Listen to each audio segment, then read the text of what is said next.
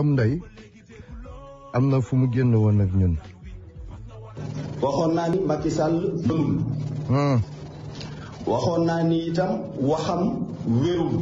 dëgg la. wax na waxeet. te muy dëgg. waxati waxeet. tigi. mais lii mu ci dolli nag moo gën a yéeme. mooy maara day taali. mooy réew mi ngeen ko dénk. dégluwu leen ci yéen. muy tigi dëgg. dégluwu ci Touba. mukk dégluwu ci Tiwaawan. musu ko def. daa dem jébbalu. ci ay force yu nekk bitim réew ñu koy sant muy def. muy nasaraan si. danañ dox tuuti ci kanam di ngeen gis li ma wax. di Macron muy dëgg tey de am nga dëgg ci ñun ñëpp. yàlla xam na loolu. maa ngi dem. nga leen Abdou Karim lan la. booba léegi dégguloo jooyu askan wi fas nga wala nag xar nga wala béy nit nga wala wab. moo ñu jaaxal kenn xamul foo koy déterminer man de xaw ma fan laa koy dugal xaw ma ndegam nit la xaw ma ndegam rab la waaye bu soobee yàlla dinañ la lijjanti ba nga ni kocc.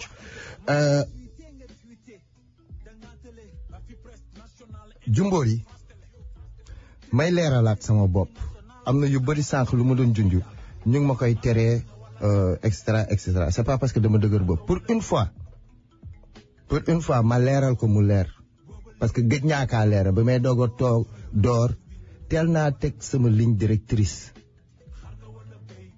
ne ci yoon bi laay tegu ci laay dox donte nag ni may waxee amaana ma changé ko wala kooku dinaa xool parce que critique yaa ngi ñëw donc nag bon benn moment amaana moomatu ba sama bopp mais seetuma lu neex Samba seetuma lu neex Demba Sénégal la ma ñor may seet ki gën pour mu yor ko ki fi ne amul kàddu du wax dëgg te ku ko seetaan ni muy doxee nii day taal réew mi léegi nag yow miy yore say móolu ak yow miy wax naan dee leen wax jàmm dee leen ñaan jàmm yow yaa ngi ba Amérique xeexuloo waa Sénégal ñoo fa nekk di xeex ngay nekk di influencé wu ma kenn man samay dëgg laa yor dama koy wax ku yore say móolu say leçon de morale say sympathie say passion li daahi war a sulihi di tere nañ ma ko mais il faut ma wax ko pour une dernière fois móolu leen ma léegi te ngeen bañ maa déglu ndaxte li ngeen bañ ma wax ko man loolu laay wax saagaawuma kenn ñàkkuma kenn xorma li may wax du yéene du bëgg-bëgg li ma gis la muy ñëw te fa la ñuy jëm bu fi kenn woote nag xam nga boobu ba léegi maa ngi moytu yenn yi bëgguma koy def dagg ay nit di ñëw di kilbite di wàcce yoon bi dootuma ko nangul kenn parce que moytu naa bay bëgg a dee nag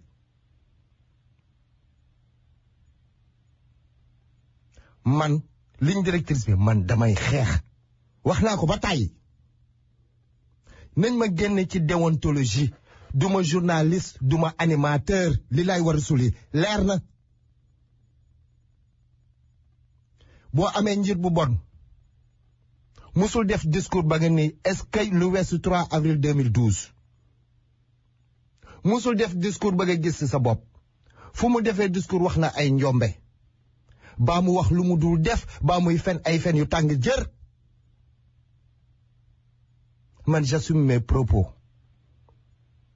te li may wax lépp dëgg la sosalu ma ko lenn lillaahi wa rasul pour sama digganteeg yow ñu bañ a am àq boo xamante maa la koy ameel ngal la dimbali ma nga fay sa rajo ngal la dimbali ma bu fi woote di moolu kii que ce soit moolu ma léegi bëgguma dégg say moolu ma léegi li may moolu nga fay sa rajo bañ ma déglu tellement que c'est simple yoroonu naa fekk gi mu yoree réew mi bu ñu demee bay gis ay préfet yuy politique bu ma kenn wax nag am na ay magistrat yu baax am na ay préfet yu baax am na nangam yu bon yi nañu gis ñu yées ñu maari day taal yi nañu gis ci ñooñu nañuy wax il faut que les gens arrêtent adada awma ci Macky Sall benn cër comme ma di institution la dañ ko war a institution buy fen du sàmm kàddoom man duma ko respecté amul lenn benn jikko ci moom yow mi may déglu nga bëgg sa doom donn ko ci benn jikko lu mu bon Ablaye Wade am na jikko boo xam bëgg nga sa doom donn ko ci Abdou Diouf président Senghor kasaalika am na loo xam ne benn qualité boo xam booy gis ci ñoom nga bëgg sa doom donn ko ci ñooña Macky Sall lan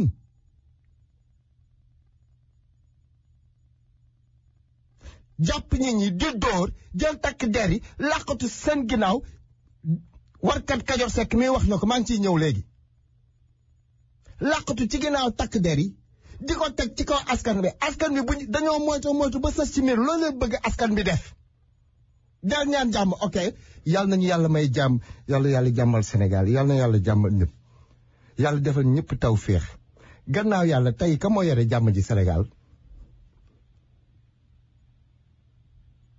kilifa diine yi sax moom nañ def seen kilifa kan moo fay dóore kan moo teg nit ñi fitna kan mooy privé nit ñi ci seen droit bu ñu fontoo nit ñi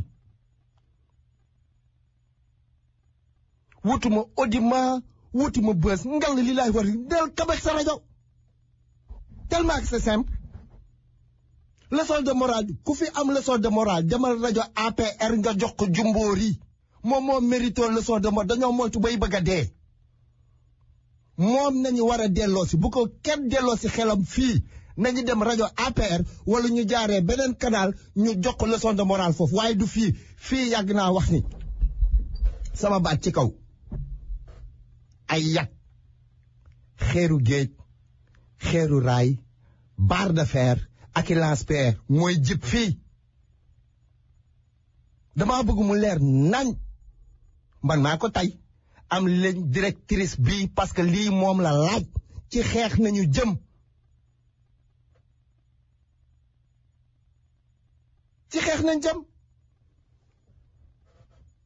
léegi nag pour wan leen ci xeex nañ jëm yow mi woote mais mu tuuti rek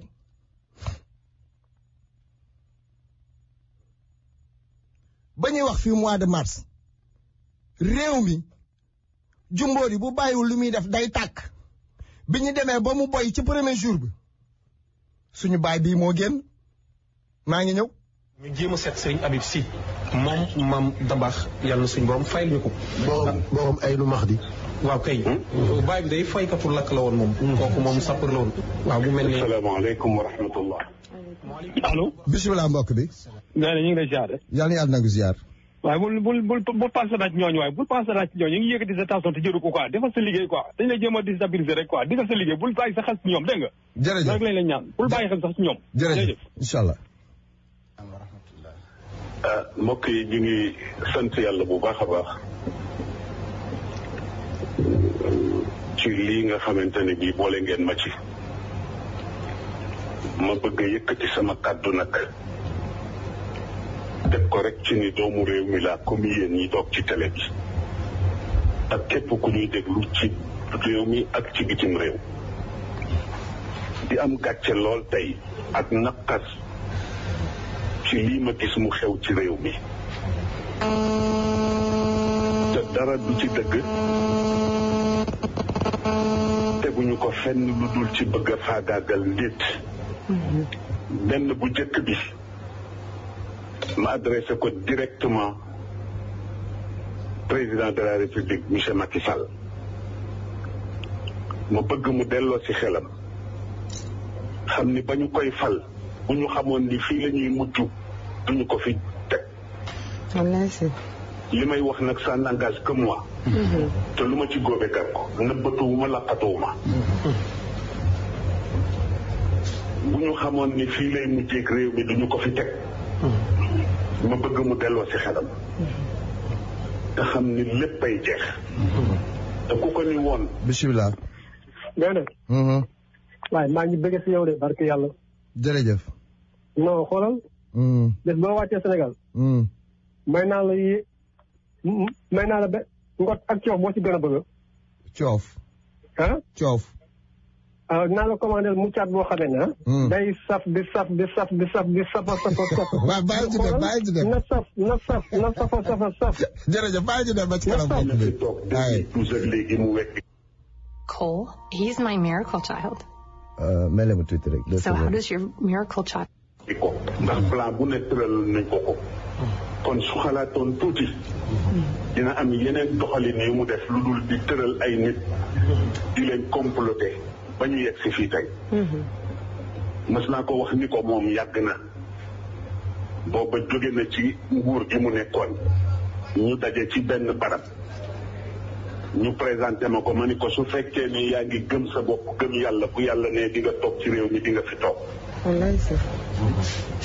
waaye boobaak léegi ma di ko suivre amoon yaakaar ci moom ndax ñi ko fi jiitu woon ñëpp ñu ci nekk def nga fi dara ba def waaye ay mag la ñu woon ñu jàppoon ni comme ndaw la luy door a yegg juddu après l'indépendance dina yóbbu Sénégal fu ñëpp ne est-ce que malheureusement tel n'est pas le cas.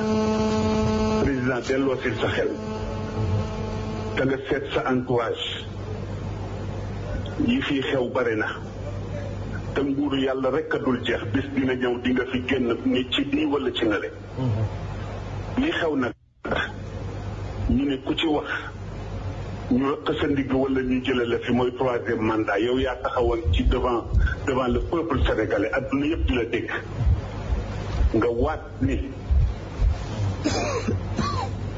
bii ngay jeexale ñu dem ba ci biir feebaru nguur dugg la gis nañu la xew ci suñu voisins yi duma tudd tur di tooñ bu fekkee ni loola moo la ambitionné ba tax nga jàpp ni foofu ak fii ñoo yem yaa ngi ci erreur monumentale delloo si sa xel ñun ànduñoo ak yow ci lii léegi sax réew mi àgg nañu ci sëriñ su waxati sax ñu ni dañu noppi torop waaye dafa ci am ñoo xam ne ay suñu kilifa la ñu mag la ñu wax nañu ba sonn te mag nag ku ko yëgul mu yëg boppam teg loxoom ci dënnam ni mën a diw looloo tax ñoom dañ leen di ñaanal yàlla ñu yàgg fi fàttalee ñuy mottalante loolu kese la léegi nag ñu bàyyi ku nekk def choix ku nekk ak li la doy gis nga Jimbori am na ñu ànd ak moom ba tey am nañ ci droit mais moom man sama problème loom la ku bon la ku soxol la ku iñaan la ku néeg la te li ma wax ni kenn du ko dindi parce que wanewul fenn baax wanewul fenn bëgg réewam institution yëpp la salfaañe yëpp tout man mënuma am respect ci moom mënul nekk duma jouer nag jouer comme nit bu versatile boobu Charles Faye bon moi je suis scandalisé quand j'entends les Sénégalais de sacraliser nos institutions nos fonctionnaires assermentés waa jooju dafa may fat selon émission bi kuy suivre les positions de Charles Faye ci biir émission bi da ngay yéemu ci yàlla moom ak Papis mais ma delluwaat fi ma neewoon mais il faut que ma taxaw ci Barth bizarrement Barth teel naa wax ni dafa am ambition wu nekk candidat à la mairie de Dakar ay weer ci ginnaaw mais kenn musul xam ne Soham Wardini dafa am ambition ba à la dernière minute quelque part ñu ngi blâmer Khalifa mais nañ def attention Soham Wardini benn moment nañ ko menacé naan mairie Dakar liggéeyuñu bu ñu def leen ndànk dañ koy yóbbu délégation spéciale mu négocier ci suuf depuis lors Macky Sall musu kaa inquiété musu kaa sonal depuis lors aussi soit maire bi wax dëgg fa neex yàlla sopp naa ko lool liggéeykat la quand même maté na place ba parce que yeggali na programme Khalifa Sall yam fa bàyyi woon mais silencieusement sonnalul politiquement benn yoon Macky aussi bàyyi ko mu liggéey tranquillement mais silence dafa tëj gémmiñam politiqueul benn yoon Khalifa Sall di jouer avec le temps pour man jàngat boobu après fee yi laa def jàngat boobu après ay quelque soi-disant jigéen non jigéen la nañ jàppale jigéen mais loolu rek falul jigéen la nañ jàppale jigéen ay quelques femmes ñuy dem ci yenn plateau non jigéen la pour la première fois jigéen nekk maire de Dakar du loolu mooy fal jigéen la rek non il faut nga am beneen mbir ci biir booy am Aïda Mbodj bu nekkoon ci place boobu fa lay safe ku mel ni malheureusement Aïssata Tall Sall waaw kay gis nga ñooñu am nañu safara ci ñoom ak xarañte ci ñoom mais maire bi amul safara malheur boobu moo nekk ci Khalifa Sall dal bi mais pourquoi Barthélémy Dias et aussi pour la première fois analyse di commencer xalaat mairie Dakar potentiel candidat présidentiel xalaatuñ ko woon ci Mamadou Diop xalaatuñ ko woon ci Pape Diop Khalifa Sall bañ koy jox ambition wu président jamono boobu kuy fàttaliku dañ doon wax Khalifa Sall mais moom xamuñu ko fenn Dakar rek nañ ko xam jamono boobu dañ doon wax Barthélémy Dias ak Bamba Fall ñoo koy poussé ci lii xamuñu ñu ñooñu Khalifa moo formé Bamba ak Barthélémy PS ba muy tar Khalifa moo nekkoon ci kanam ba muy tar ba waaye analyse naan Khalifa ak Bamba ñoo koy poussé mais Khalifa tojul fenn Dakar rek la mais pourquoi ambition boobu joxuñu ko Soham pour nekk président mais pourquoi ñu féetale ko rek Bart et en même temps ñu bëgg yóbbu Khalifa à la retraite bu Bart nekkee maire de Dakar parce que ñu ngi koy tënkale ci mu ngi am budget 44 milliards mais 44 milliards boobu dafa am fu muy dugg Bart nekk maire de Dakar yore 44 milliards Macky Sall jumboor yi njooj njaaj ko Kande Sall taxaw ak IGM bële ngeen foog ne Bart dina am moyen njooj njaaj il faut que parfois aussi gars yi di am benn retenue niñ koy analyser dafa yomb trop du coup Bart maire de Dakar Khalifa Sall dem na te Bart bu nekkee maire de Dakar admettons 2022 2024 nekk élection présidentielle 1 an yi njëkk yi 23 24 loolu yëpp campagne président mais Bart programme am maire de Dakar du ko teg au moins dana def état des lieux bu ñëwee ba nekk maire de Dakar te au moins dana jël 4 mois minimum doogu mën a dérouler programme am ci noonu ñu yóbbu retraite en 2024 Khalifa Sall fu ñu ko teg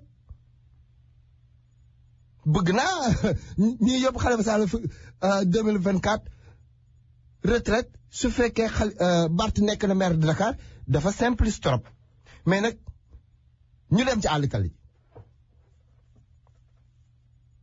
bizarrement local yi Benno Bokk Yaakaar ñoom ñoo féetewoo nguur gi du ñu juum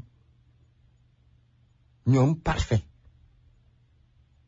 Khalifa Sall mii yàgg ci politique yàgg nekk maire de Dakar yàgg lijjanti ay code électoral yàgg lijjanti lépp justement posé naa fi question ci code électoral mu ngi ni processus électoral bi carte électorale kenn waxtaaneewu ko jàpp nañ fii Ndeye Saly Diop muy transférer ay vote di sàcc bu leer ba Barthélémy Dias attaqué sous préfecture bu Grand Dakar la xawma mu ngi fii ci réseaux sociaux yi gars yi dañ koy fàtte Macky Sall bi mu fi toogee ba léegi organisé wu fu benn yoon élection bu leer lépp dafa sàcc lépp dafa toje tout mu ngi changé carte gi après législative 2016 mu ñëw indi ñu ay référendum affaire ca la commencé am fichier boppam ngeen foog ni kii dina organiser ay élection yu leer ak jàngat politique boo ci mënte def boole woo ci processus électoral ba carte électorale xalangu ngay def ba li ngay wax yépp day màbb la preuve mu ngi ni sous-préfet yi dañuy politique préfet des politique administration dañuy politique magistrat yi dañuy politique juge yi dañuy politique ñëppay politique Sénégal li ma yàggoon doon wax Sénégal république yi banxaas yi rek moo fa nekk tur bee fa nekk mais banxaas yi furaas xoolal ma assemblée nationale ak góor gi ko jiite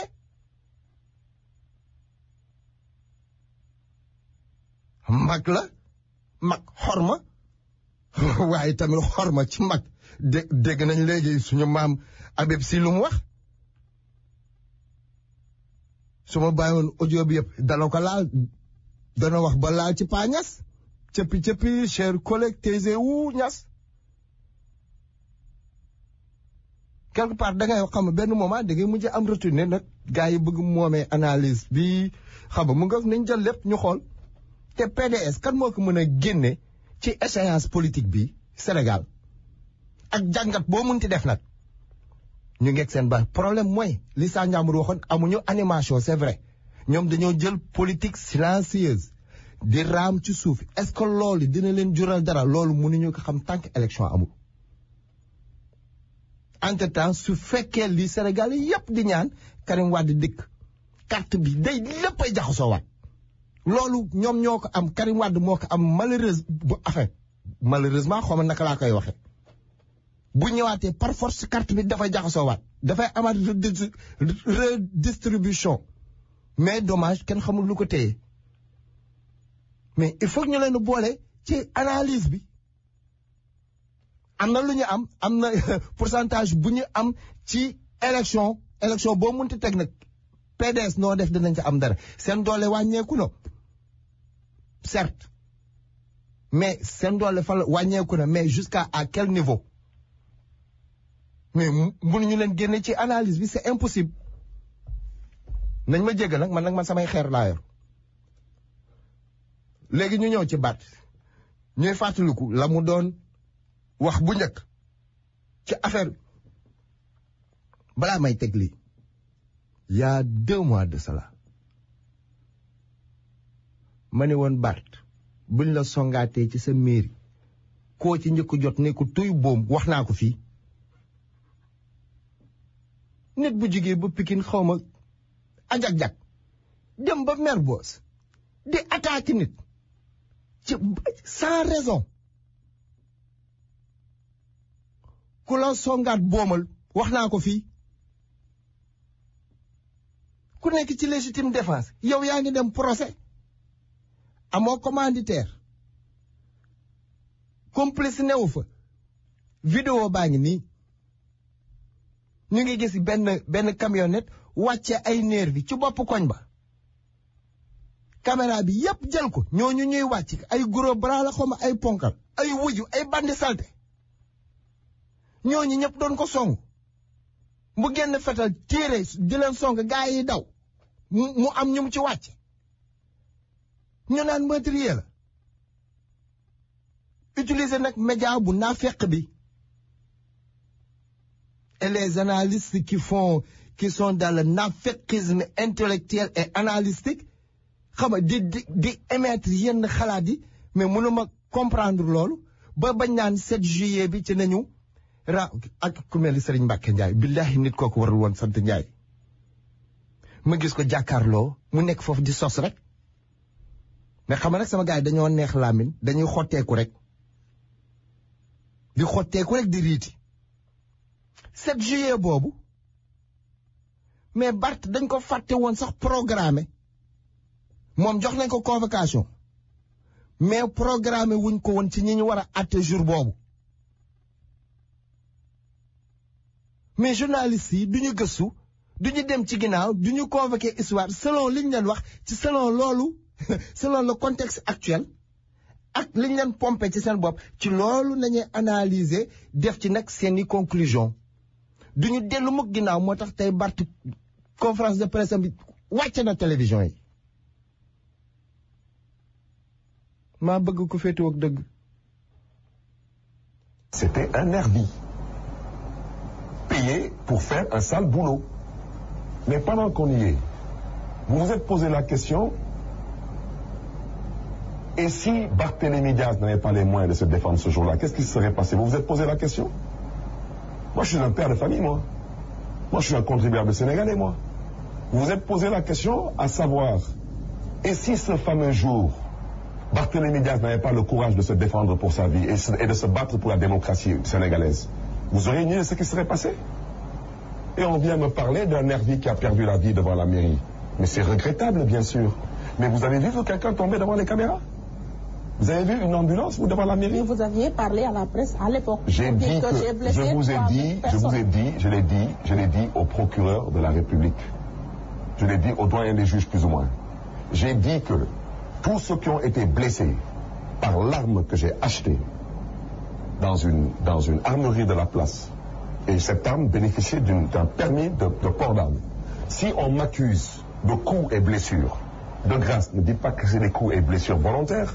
Je ne suis allé trouver personne chez soi. On m'a trouvé dans une institution de la République. Vous croyez que le juge qui va me juger là, jeudi, vous pensez que si on décide d'aller le trouver dans son bureau pour lui faire la peau et qu'il utilise son arme de service, vous croyez qu'il va aller répondre à la justice?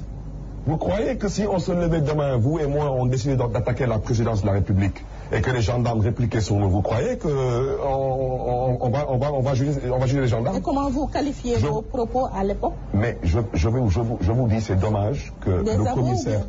Quel aveu? D'avoir défendu ma vie? D'avoir défendu une institution? De m'être battu? Mais au contraire, je suis fier de ce que j'ai fait. Je suis très fier de ce que je fais, parce que je suis en vie aujourd'hui, c'est le plus important. Craignez-vous une condamnation? De quoi? Après Pourquoi? Procès, pour meurtre, peut-être. Pour meurtre? Comme il y a eu mort d'homme. Je vous rappelle qu'on est en pénal. En pénal, il faut prouver. Moi, je vais vous dire une chose. Mon arme à feu, c'est un Taurus 9 mm, 17 coups automatiques. Ceux qui sont spécialistes en armes à feu savent de quoi je parle. Canon court. Ne me laissez pas. Je connais les armes à feu, on se calme un peu. Le procès... En tout cas, il n'y a pas d'arme à Wolf. Je vais vous dire une seule chose. Oui. Cette histoire, ça date d'il y a 5 ans de cela. Eh bien, soudainement, Barthélémy Diaz considère que le régime en place doit revoir sa copie. Barthélémy Diaz considère que le compagnonnage avec le Parti Socialiste... Lors de nos précédentes émissions, je vous avais dit que c'était une épée de Damoclès qui... Je vous ai déjà dit que je n'accepte pas, moi, d'être une personne conditionnée. C'est pourquoi je vous ai dit, s'il y a procès et le droit est dit, je sors vainqueur de ce combat.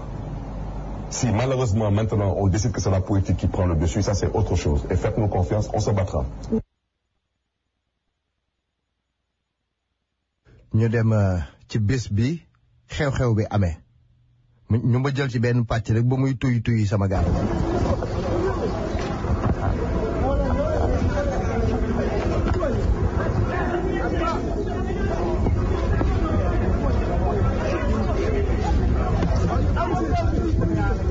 fi mu ne nii camionnette baa ngi taxaw mu ngi wàcc ay nervi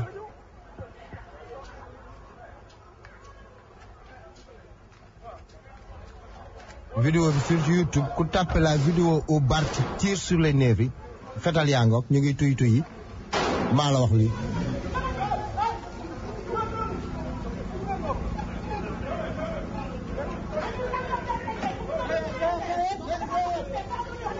lii nii 2011 la woon 2011 léegi nag nañ dem 2016 def na fi conférence de presse am na koy fëgg bisimilah. waaw salaamaaleykum moo naa def. waaleykum salaam sant. waaw mais man dafa am lu ma jaaxal. bàcc léegi si lu mu vidéo ba mu wax loolu mu ne kii pistolet Taurus la yoroon la mais yow si vidéo Sénégal ñaari arme la yoroon wala déet wala benn. est-ce que moi j'ai l'impression vidéo bi ma gis ñaari arme la yoroon la. waaw. ñaari arme la yoroon la benn bi kii malicieuse la. waaw.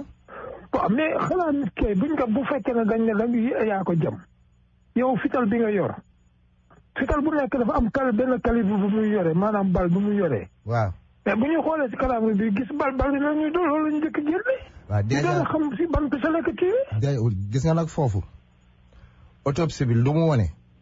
waaw bal bi rey booy bi ak moom calibre bi mu yore. bal bi ci génneewul ci calibre bi mu yore benn.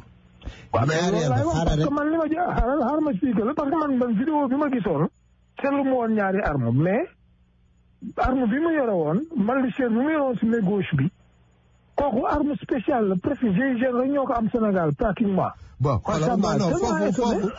foofu c'est encore beaucoup plus technique xam nga ñun. li ñuy gis nii xaaral rek. benn moment mu ngi woon ak ñaari arme benn moment mu ngi woon ak benn am na beneen waay bu jël beneen arme bi yore ko. léegi su ma sukkandikoo ci Barth. bal bi rey waa ji Ndiaga Diouf. génnewul ci arme bi mu yore beneen bi su ma sukkandikoo encore ci Barth. il se trouve que autopsie bi dafa wax ni ki ko rey dafa tëdd alors que moom ku nekk gis na ni dafa taxaw di tiire. dafa taxaw voilà baa mu tëdd moom dafa taxaw di dox di dem. donc su ma sukkandikoo ci loolu donc lu tax gars yi di traîner procès bi boobu ba léegi. parce que problème bi mooy que ne mais réellement da ko reyul ñoom xam nañ ko. waaw léegi nag. les enquêteurs là devaient être honnêtes. waaw léegi nag loolu ay xeex bi léegi nag nañ def Karim Wade lu leer nañ keneen ku honnête bu yoroon enquête bi jëlee lu leer nañ. waaw léegi nag parce que reyu ko. malhonnêteté bi ñu am ci Karim Wade am ko ci Khalifa Sall bëgg ko am ci Ousmane Sonko moom nañu bëgg tegaat ci Barthélémy Dias gannaaw bi mu waxee ni dafa bëgg nekk maire Dakar. waaw mais c'est que évidence en balistique yi moom day leer nañ. pour man de buñ ko condamné it condamnation boo xam ne jaarul yoon la. waaw léegi problème bi mooy am benn preuve que ne moom moo ko rey parce que li situation bi ni mu demee angle de tir bi ngay wax naan ki tëdd ak ku àdduna ak ku taxaw angle de tir bi du bokkee par rapport ak kii bi victime bi ah. mais léegi nag ko condamné que dañoo def leen neex rek. léegi nag on reste à voir attendons mercredi. même ma dem. jaayef tonto seen jërëjëf. lu ñëpp a wax moo am tey ñu ànd ak Barthélemy ak ñu àndul ak Barthélemy. interview bi 2016 la woon. moom ñëpp d'accord nañ que lii politique daf ci rax wante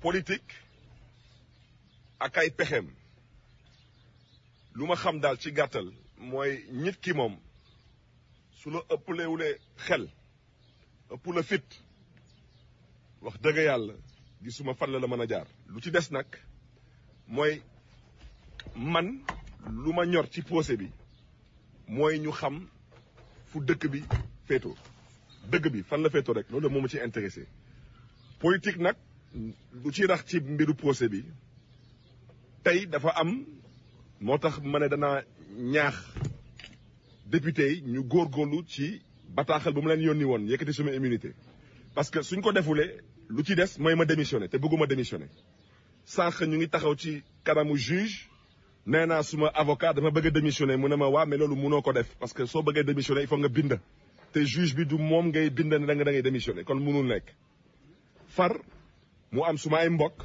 am suma ay xarit daal di jot ci information bi teg pression suma kaw na ma doo démissionné parce que ci xeex bu ñuy xeex te biir parti socialiste am na ñu nga xam ne ni bëggutuñu ma gis assemblée nationale assemblée tamit am na ñu ma bëggutul gis assemblée parce que tey su ma génnee assemblée ku may remplacer APR lay bokk te assemblée taxawaay bu ma fas yéene am nii dina wute ak taxawaay bu ma amoon parce que dañu nekkoon ci coalition doon masla ñoom ñu daal di jaawale masla ak ragal waaw moo tax ma ne tey moo xam procès bi moo xam procès jeunes socialistes yi loolu yëpp politique la parce que suñu jëlee procès jeunes socialistes yi fii tey biir Dakar ak responsable Dakar yi ci gàttal Khalifa Sall dañuy wut loolu moo am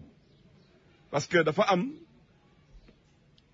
ñu bokk ci njabootu président Macky Sall ñuy xëccoo Dakar ak ñun yàlla nag moo dogal Dakar dafa am borom loolu la yàlla dogal ñoom nag xamatuñu fan la ñuy jaar ñu ne maintenant lu ñuy def dañuy jëm a éliminer politiquement ay adversaires te loolu la ñuy ñaawlu parce que man awma xel ñaar procès bi su jaaree yoon te pour mu jaar yoon may biiralaat wax ci nee naa procès bi il faut que mu am commanditaire man xale yi dëkk naa ak ñoom rëbës juróom benn weer xam naa leen ñoom ñëpp toog naa ak ñoom naan naa ataay ak ñoom añoondoo nañu def nañ lu bëri ensemble ñooñu dañu exploiter seen situation kon ñooñu du ñoom la ñu soxla man daanaka ci gàttal ñoom awma lu may wax ci ñoom lu ñu def nañ ko ñu bëri ci ñoom sax ci gàttal am na sax ñu ngeen xam ne ñëw nañ ba suma kër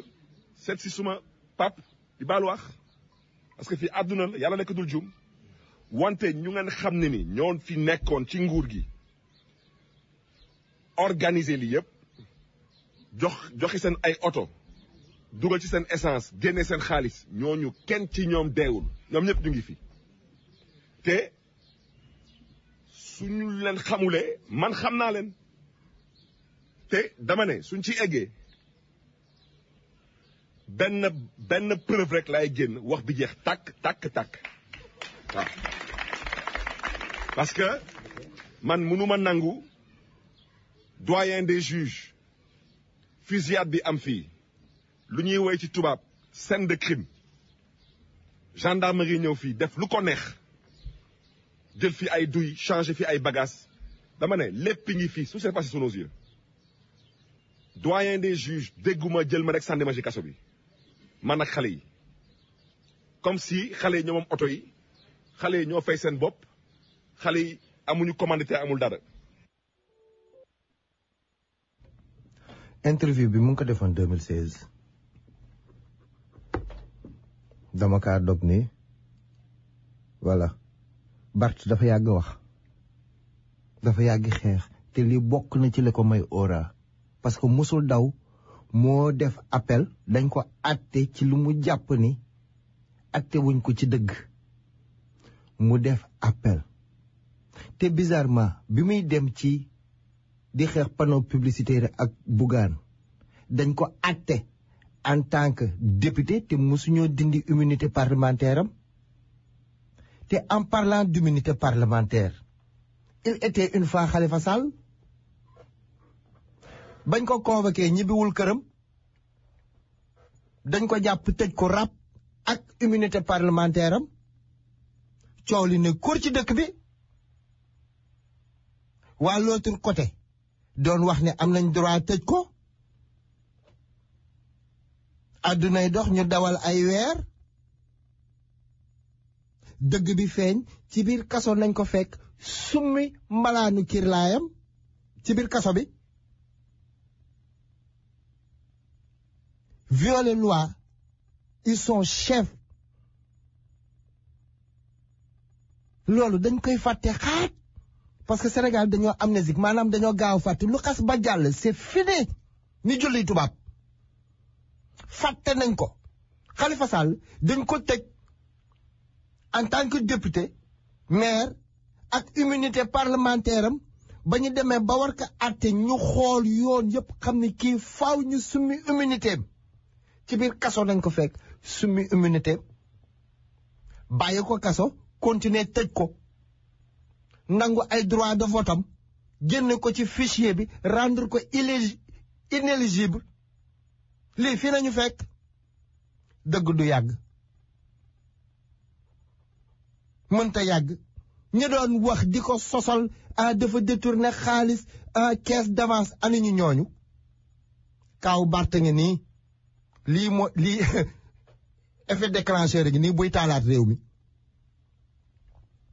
léegi nag ngay de waxal jàmm doo leen wax Macky Sall mu respecté loi charte ndayu réew mi lu tax du ko respecté nday charte réew mi xaw ma naka lañ koy waxee bu nit ñi wax nag dama saagaw ma damay jéem a wolofal moo tax ma waxee noonu parce que gars yi itam ñu dégg nday rek charte réew mi bokk ma yem foofu wax leen jumbóor yi njuuj njaaj ku kande jaay doole naa fekk Sall mu respecté charte réew mi yoon bi ñu teg ngir moom li mu waatoon ne daf koy respecté mu jaar ci munoo xañ nit ñi nag seeni sañ-sañ loo xam ne dañ ko xeex boobu ba léegi ban institution tey ci Sénégal ban bànqaas ci réew mi tey ci Sénégal le benn sénégalais lam daal di gis boppam ban institution ban kii fan la yóbbu réew mi tey bu ñu waxee nag pétrole gaz non réew mu tàkk moo la tàkk bu ko fi kenn waxtaane te mu tey le pétrole beeg gaz bi yépp jox nasaraan si 5% 10% ni ko waa jooju waxee woon lépp tubaab bi terre bi mu ne décembre bii nag la diggee woon duñ ko fàtte décembre bii la gannaaw suba la léegi mu jot na fas jom fexe nag ba terre bi daw vision du président Macky Sall man maa benn Sénégalais bu ne nihiliste la ci lépp gouvernance Macky Sall nihiliste luñ ne baax na nee naa baaxul te bu ñu bëggee nañ ñëw ñu toog waxtaanee ko lan moo fi baax du justice du administration du école du santé dund baa ngi nii yokku na nit ñaa ngi bëgg a dee nit ñi dañuy gobar jaas yi ni ko Ahmed Aïdara di waxee Pape Alé Niang wax na bay bëgg a dee booy boobu yàlla na ko yàlla sàmm. Guy Marius Sagna manifeste xoolal ndeysaan maa ngi koy masawu papaam nelaw na ñu ngi koy tàggee.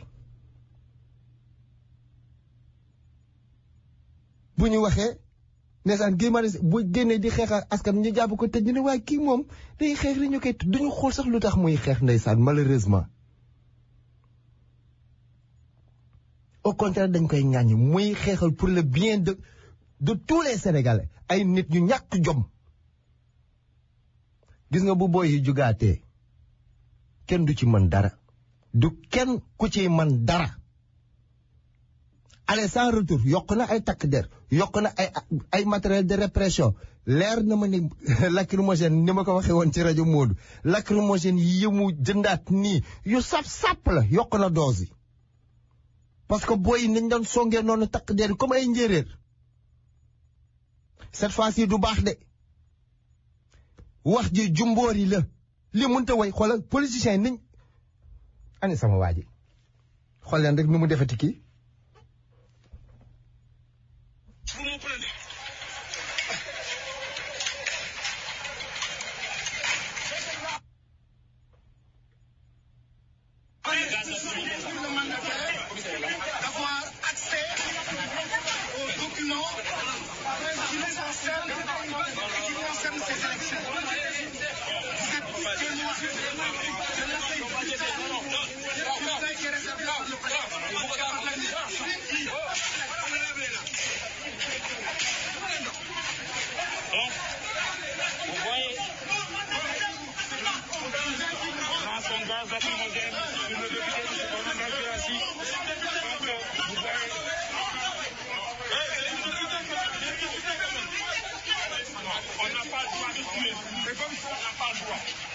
On n'a pas le droit de tuer.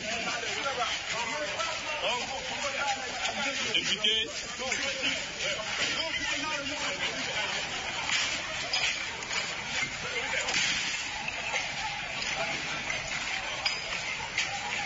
En tout cas, ça dégénère. La situation devient compliquée ici. ma yebale ko fii. borom ñaan yi nañu ñaan jàmm ay du yem ci boppi borom dëkk bi tàmbalee na tàkk ci Kédougou de nañu xëcc kurus yi gaaw nañu ñaan de ndaxte jumboor yi lu mu bëgg kenn du ko nangul ñii dañuy dem préfecture di jëli seen droit comme que dañ leen rejeté nañ dem jëli sañu bu bordereau la xaw ma seen droit nañ dem jëli seen sañ-sañ nañ charte réew mi moo leen ko may takk der yi ne leen du fii non seulement yéen doo leen nekk candidat mais kayit gañ leen war a jox sax duñ leen ko jox préfet yi ñu ñàkk jom yi ak seeni takk der ñu ñàkk jom yi na ca ñu ngi leen di boom ñaan leen gaaw de am na vidéo bu ma gis ñu ne ma Kër Massar mais wóoruma jëm naa vérifier mais gisaatuma dara benn vidéo laa ci am Kédougou commencé na tàkk ñaan leen gaaw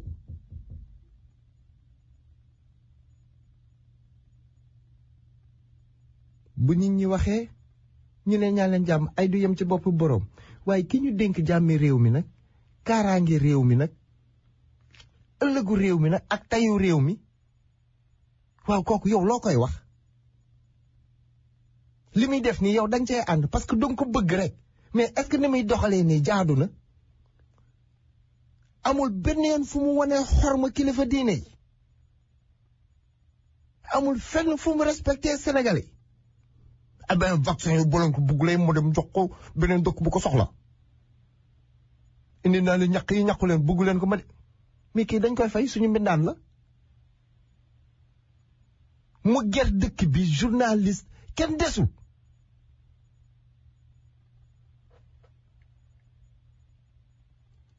xam naa leen de déglu ko fii ci kaaw Barthélémy Dias. Par ce qui vient de se passer et qui est particulièrement grave. Auparavant, je voudrais regretter la mort de Malick Diouf et présenter mes condoléances attristées à sa famille. Ndiaga Diouf, pardon. J'avais en tête Malik Ba. Une autre victime. Présentez donc mes condoléances à la famille de Ndiaga Diouf. Témoigner ma solidarité à la famille Diaz et aussi en tant que maire de Fatick, apporter mon soutien au maire de la commune d'arrondissement de Mermoz-Sacré-Cœur. La deuxième signification, c'est que notre pays vit des moments graves de son histoire politique. Il n'y a guère longtemps, lorsque j'ai parlé de mercenaires, on m'a fait des procès d'intention. Il fallait agir vite avant que le sang ne soit versé par des mercenaires étrangers. Tout le monde sait aujourd'hui que le PDS n'a pas les moyens politiques par ses propres militants. Bismillah. Allô, monsieur Gaïdé. Wow. Ça va, naka wéri. Kooku Ibou. Oui. yaa ñu ngi lay ziar. Oui, ça va. Daa affaire bi jëlutul ñaan ah. jëlu ngay woote ñaan de. ah. non foofu loolu noonu moo baax nañ bàyyi affaire bi sax gaa booy bu ñu jógee ñëpp jot nañ ci banque bi lañ ci banque yi lañ jëm xam nga fan mooy banque yi. kër APR waaye yëpp banque la.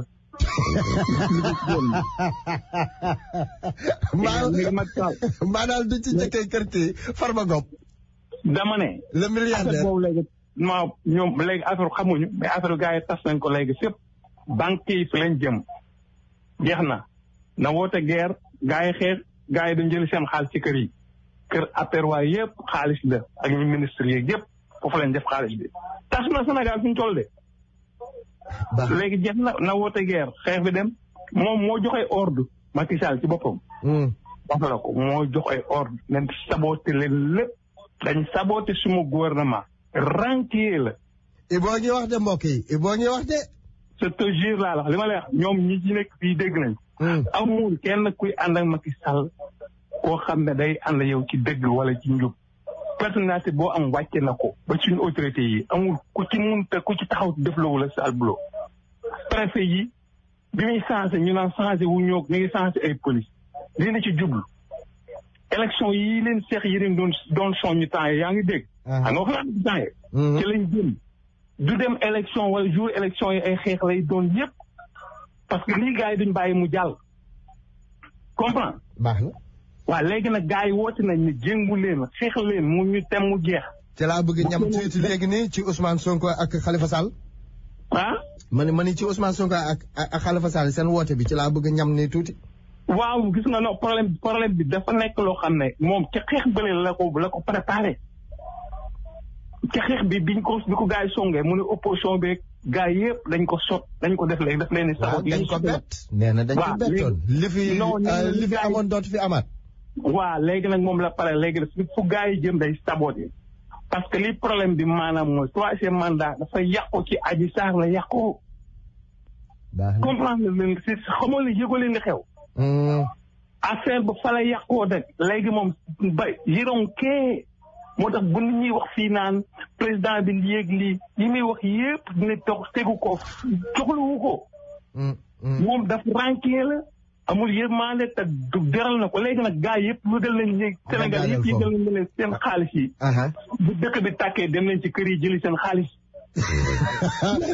jërëjëf Ibou jërëjëf mbokk yi Ibou nee na nañu moom mbokk yi bu dëkk bi yëngoo rek nañ jubal ci banque yi mooy kër ministre yi mbokk yi bisimilah.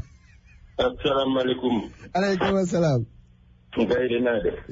sant yàlla bu wér kooku sama nijaay Samb si ba yow gën naa la dégg de. sa nijaay Samb si waaw.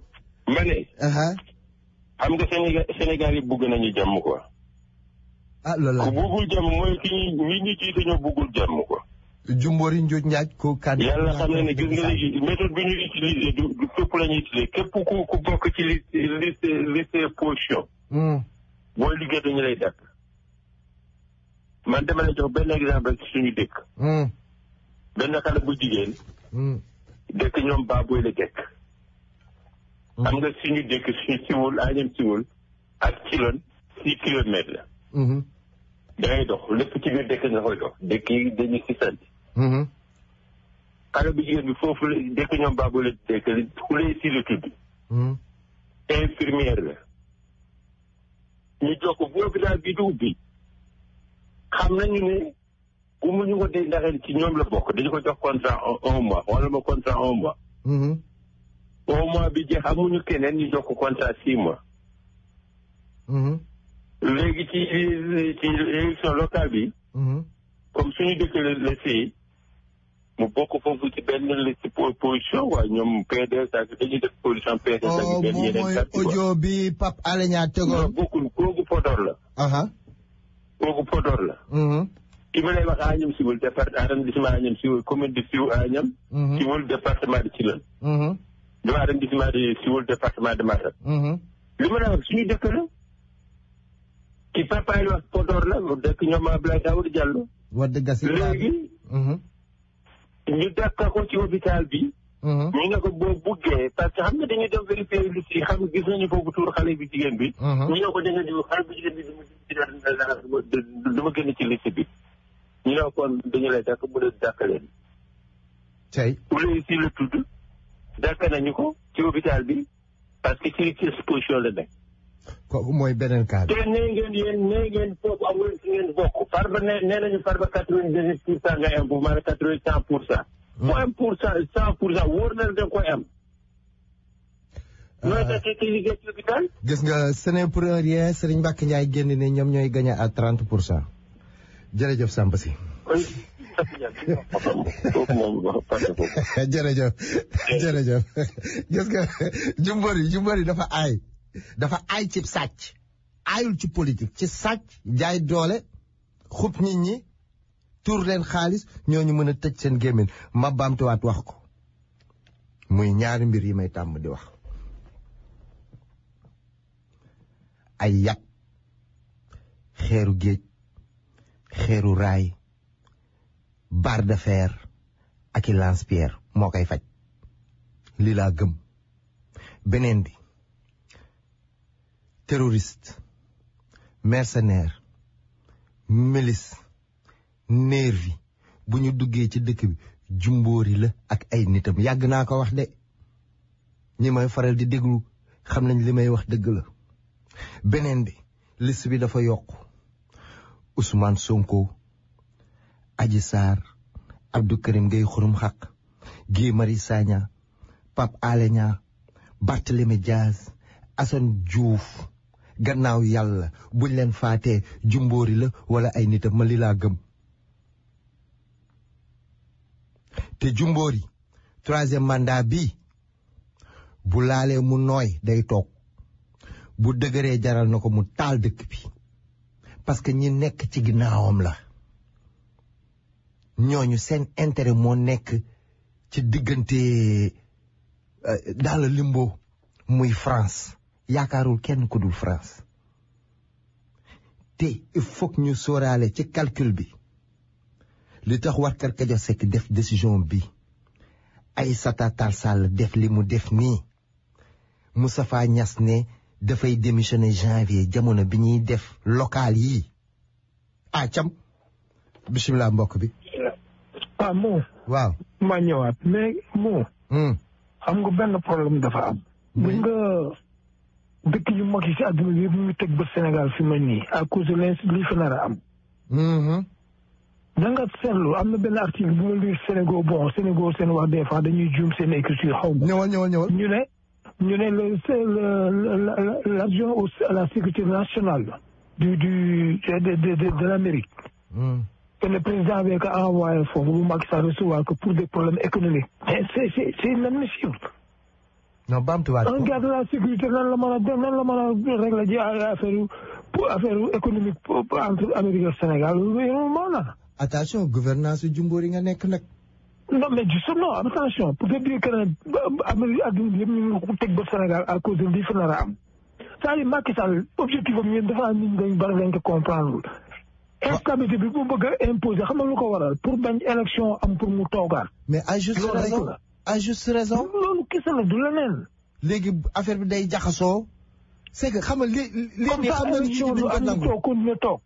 justement ñu pousse élection yi législative xam nga aussi ci fi mu njëkkee nax gars yi mooy fi mu ne élection locale yi janvier législative yi juin mënta ne parce que contestation yi après élection yi coow li ci bari justice bi dem ak dikk bi ci kaw loolu nga bëgg organiser législative moom mënta ne en aucun cas.